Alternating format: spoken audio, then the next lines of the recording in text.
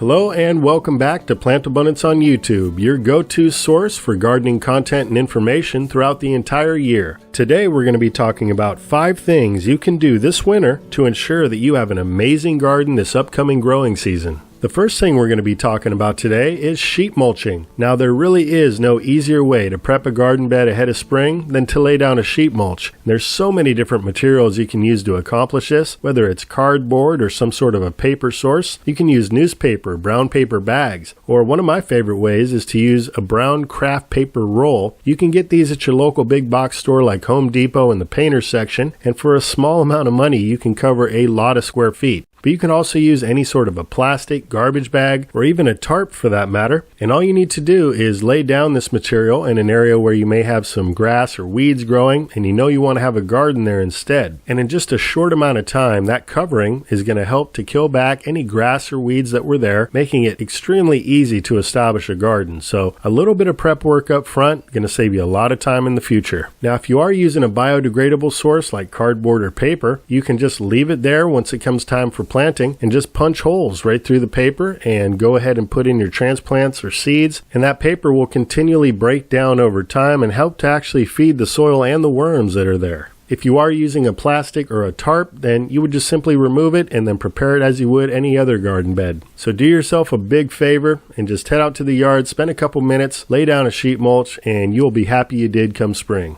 The second thing we're going to talk about is looking through seed catalogs. If you're not already subscribed to different seed companies, you should get on that because they're going to send you some free catalogs with nice pictures and information about the different plants, and just flipping through these catalogs is going to inspire you and give you some great ideas. Most companies will start sending out these catalogs late December, early January. I've already got a bunch on hand, and once you sign up for a few, expect to get a whole lot more from other companies that you didn't subscribe to, which is fine by me. It's just more content to sift through and more ideas and more plant offerings, so definitely don't overlook subscribing to some of these seed catalogs.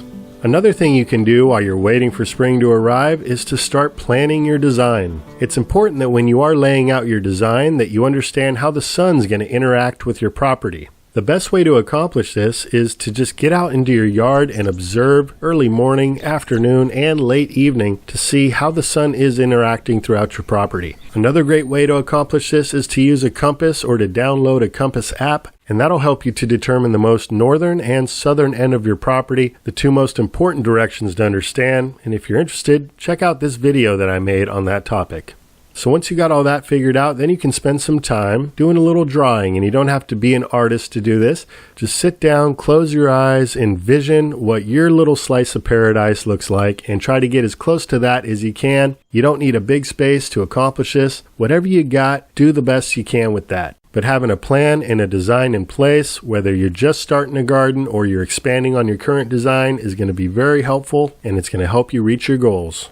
Something else all of us gardeners should be doing during the slowest part of the season is educating ourselves. So taking time to read books, get online, watch videos, learn as much as you can, especially about what type of perennial plants are going to thrive in your particular growing zone. Although it's also important to know which annuals are going to do well. If you're planning on establishing long-term plants, perennial plants that come back year after year, it's good to know which ones are going to survive your particular climate zone throughout the winter and come back and do well throughout the summer as well. If you don't happen to know your climate zone, just do a simple internet search with your area followed by climate zone, and you'll find out real quick what it is, and you can go from there. So everything we've discussed thus far is going to get you on the fast track to gardening success, but there's one final thing that you could be doing this winter in order to have that amazing garden that you want, and that is to actually get going a little bit early and start some seeds either indoors, under some grow lights, or in a window, or if you've got a greenhouse or you can put one together or a quick simple hoop house, then you can get those seeds started a little bit early. And one of the major benefits to starting seeds rather than just buying a bunch of transplants, which is fine, is that it's going to expand the possibilities of what you can grow. There are a lot of unique, rare, and cool varieties that you're not going to be able to find at your local garden center, but you can get them in seed form. But you're going to have to get them growing yourself, and some of these plants may have a longer days to maturity rate than what you're able to accomplish by planting seeds directly out in your garden, especially for those who get a lot of snow, the ground's frozen. So giving yourself that head start and starting those seeds early is going to do you a lot of good.